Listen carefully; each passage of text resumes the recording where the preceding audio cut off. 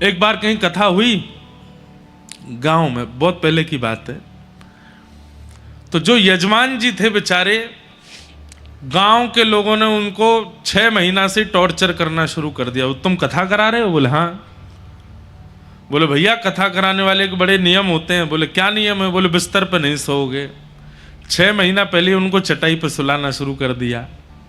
ऐसा कोई नियम है नहीं, है कुछ नियम है भी, पर इतने कठिन नहीं है। कहने का अभिप्राय ऐसा है कि कथा कराने वालों को थोड़े नियम व्रत में रहना चाहिए, और व्रत इसलिए करना चाहिए ताकि हमारी कथा, हमारी जो आयोजन है वो सफलतापूर्वक पूर्ण हो जाए। तो कई लोग ऐसा नियम लेते हैं, एक समय भोजन करते हैं, एक समय फलाहार करते हैं। कई लोग ऐसा नियम भी लेते हैं कि वो सिले हुए वस्त्र नहीं पहनते। कई लोग ऐसा नियम लेते हैं कि वो साबुन नहीं लगाते। कई लोग ऐसा नियम लेते हैं वो भद्र नहीं होते। कई लोग ऐसा नियम लेते हैं वो छौंक लगा करके ज़्यादा नहीं पाते। ऐसा कुछ, इन सब से कोई बहुत बड़ा प्रभाव नहीं पड़ता है, पर ये आपकी श्रद्धा के ऊपर निर्भर है। हम तो कहते हैं खूब चकाचक खाओ सुबह शाम, लेकिन कथा सुनो ध्यान से। तो कहीं पर कथा हुई ग्रामीण क्षेत्र में, तो परीक्षित जी के पीछे पूरी गांव पड़ गया, जमीन पर सो। तो बेचारे 6 महीना से जमीन पर सोने लगे। उनको लगा ऐसी कथा होती है, नीचे सोना पड़ता है।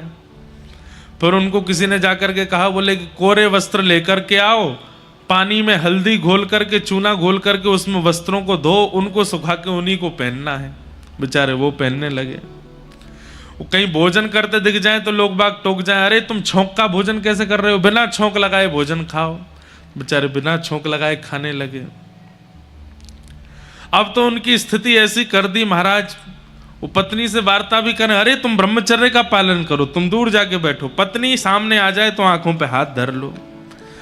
इतने नियम करवा दिए उनसे कि जब 6 महीने बाद हम पहुंचे तो बेचारे ऐसे लग रहे थे जैसे हैंगर पे कपड़ा टंगा हो, पतले दुबले बेचारे, मुख के सारे तोते उड़े हुए थे उनके, भद्र भद्र कर दिया था उनको। वो पत्नी से वार्ता भी करें, अरे तुम ब्रह्मचर्य का पालन करो, तुम दूर जाके बैठो, पत्नी सामने आ जाए तो आंखों पे हाथ धर लो। इतने नियम करवा दिए उनसे कि जब 6 महीने बाद हम पहुंचे तो बेचारे ऐसे लग रहे थे जैसे हैंगर पे कपड़ा टंगा हो, पतले दुबले बेचारे, मुख के सारे तोते उड़े हुए थे उनके, भद्र भद्र कर दिया था उनको, और गांव के लोग उनको चला रहे थे। हमने जब जाके उनको देखा, मैंने कहा भैया ये आप इतने नियम, पूरी जनता तो बैठ के सुनती कथा पंडाल में, वो अलग से बाहर निकल के जमीन पे मिट्टी पे बैठ के कथा सुनते। एक दिन हमने पूछा, बेचारे आए बड़े दीनहीन से, दुखी आ रहे, 6 महीना से इतने कष्ट में थे। मैंने कहा आप ठीक हैं? बोले हाँ महाराज जी ठीक हूँ, बस निर्विघ्न कथा हो जाए। मैंने आप इतने परेशान क्यों लगते हो चेहरे से? नहीं नहीं महाराज जी वो नियम का पालन कर रहा हूँ ना, परीक्षित बनने का कोई वो तो बड़ी सामान्य बात नहीं है।